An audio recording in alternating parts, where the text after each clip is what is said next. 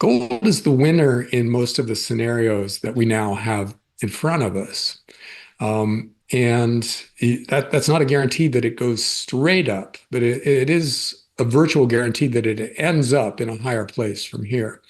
But the tricky thing is, do we get another 2008 or 2020 when gold and silver went down with everything else and then bounced back hard? Do you want to be completely loaded up on it during that V bottom, the first part of the V bottom, or does it make more sense to hold off and then potentially risk missing the big run that's coming too? So that, it's an intellectual challenge. Gold and silver prices post gains in midday U.S. trading Monday, with silver solidly up. The precious metals bulls are getting support from ideas of dovish central banks following last Friday's downbeat U.S. jobs report and ahead of this week's monetary policy meeting of the European Central Bank.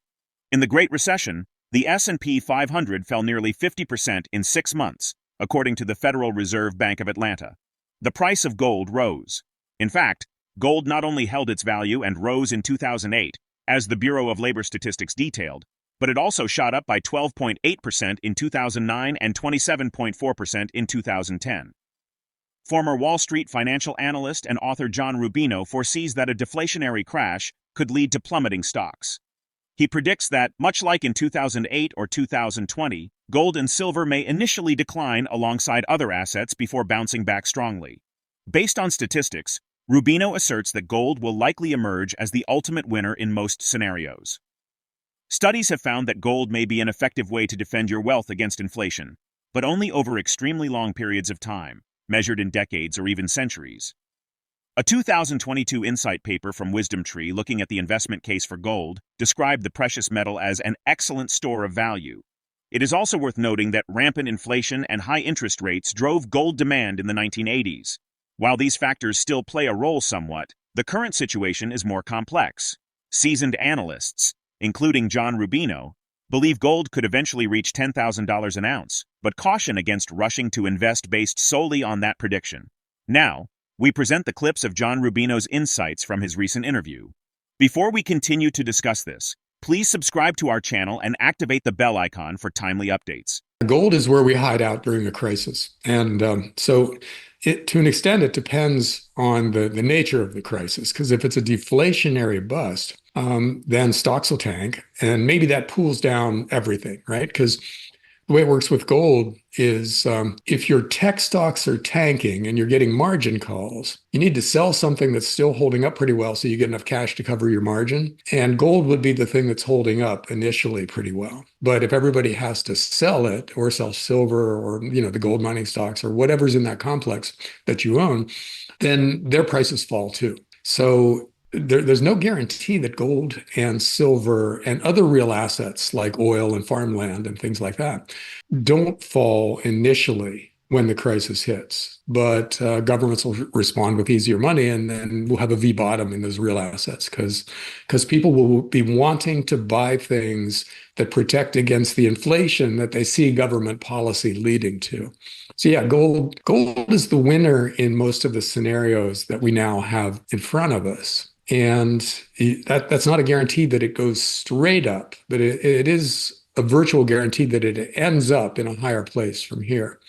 But the tricky thing is, do we get another 2008 or 2020 when gold and silver went down with everything else and then bounced back hard? Do you want to be completely loaded up on it during that V bottom, the first part of the V bottom, or does it make more sense to hold off and then potentially risk missing the big run that's coming too? So that, it's an intellectual challenge because you have to figure out how to time this thing right. Unfortunately, you can't just do this thing and know that it's going to work out over the next few years perfectly. Some talking head on the internet said, gold is going up to $10,000 an ounce because, I think gold is going to do that, but don't take all your money and bet it on that thesis right away. You've got to be patient and got to try to get the best prices possible for what you're buying along the way.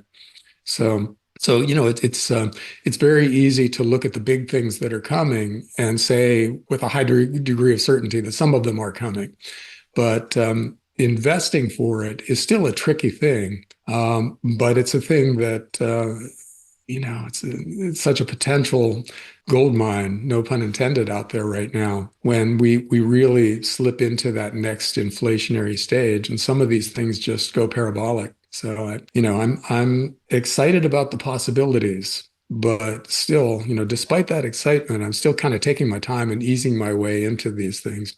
And I think that's not guaranteed to be the right way to approach gold and silver and hard assets in general, but it's probably the safest way to approach them. And I think safety is incredibly important in a world this chaotic.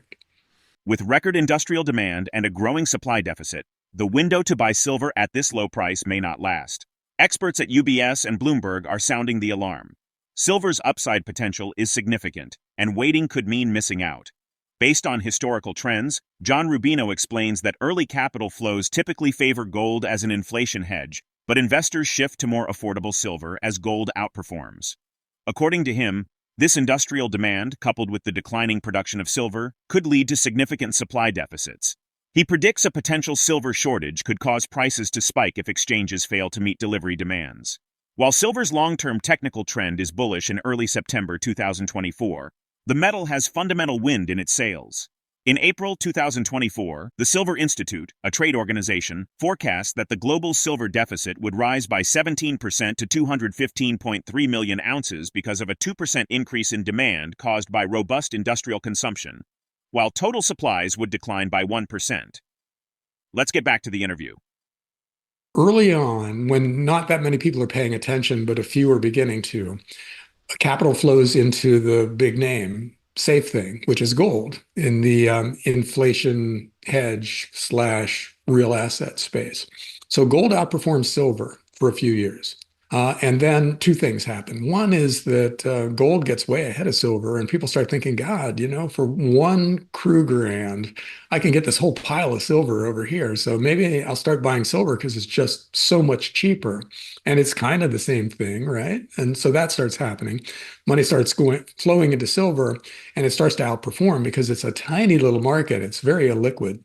And it doesn't take much money flowing into it to give it huge percentage gains, especially compared to gold. And then silver becomes a bubble at some point. At the very top, everybody's buying silver because what if you can't get any more? And the wait time is 6 weeks already. And what if it goes to 2 years and you just can't get it? And so then silver just takes off. And that is playing out right now. The interesting thing about silver this time around is that even if it wasn't a monetary metal, even if people didn't think of it as something similar to gold, the industrial story would be phenomenal because some new uses for silver have come along that are threatening to soak up basically all the silver that's coming out of the world's mines. Solar panels was a negligible source of demand for silver 3 or 4 years ago. And now it's, 20 or 30% of the silver that comes out of mines is slated for solar panels. And the new solar panels that are coming along actually use more silver than today's solar panels. So the demand from the solar sector is probably going to grow. Meanwhile, silver mines are not producing that much more year after year. It's getting harder and harder to mine most anything. And silver is one of those things where the grades are falling in most mines, and the output is maybe growing, but growing at a very slow pace. And then there's a new kind of battery that people are talking about for electric vehicles called solid state batteries. And their specs are phenomenal. In a lab, they're awesome. And I think it's Samsung that has the newest version, and they're talking about coming to market in a couple of years. And if that happens, and there's no guarantee that it happens because breakthroughs very seldom change the world, at least in a short time period. But if that was to happen, and a new kind of battery came along that uses silver, which these solid state batteries do, then that's a new source of demand that nobody's really paying any attention to now.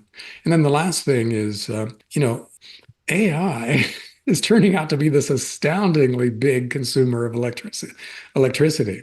Everybody's building server farms that are going to run their AIs and everything, and it's creating this kind of hockey stick graph for energy demand in the US, at least, where all of a sudden everybody needs a lot more electricity because this new thing has come along that is going to use up immense amounts of electricity. And there's silver involved in that story too. So add it all up, and the demand for silver outstrips supply. It's currently in deficit in this market. In other words, more people are buying silver than mines are producing. And it looks like it's going to get worse, barring a massive collapse in the economy or something like that. In the 30s style deflationary crash, this doesn't happen. But in an economy that continues to do a lot of the things where some big trends are embedded right now, there just won't be enough silver to cover the demand for all of this stuff.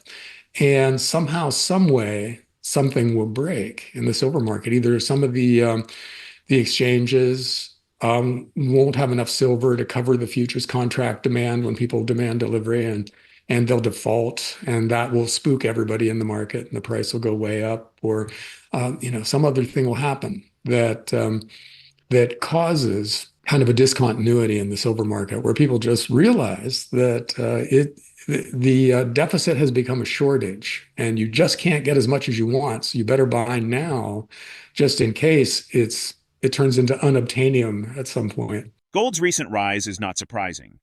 Anyone familiar with monetary history and the role of gold as a protective asset would expect such a move, especially during times of potential recession or geopolitical tension. Do you believe gold will continue to rise as inflationary pressures mount, or are there other factors that could influence its future trajectory? Drop your thoughts in the comment section below. If you find this video informative, don't forget to support our channel and turn on notifications to stay informed about our latest videos. See you in the next video.